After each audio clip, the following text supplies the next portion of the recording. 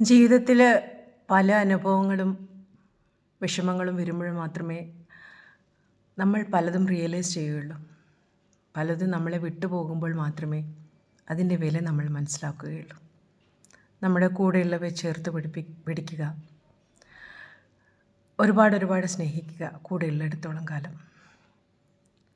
കണ്ണുള്ളപ്പോഴേ കണ്ണിൻ്റെ വില അറിയൂ എന്ന് പറഞ്ഞ പോലെയാണ് എനിക്കിപ്പം.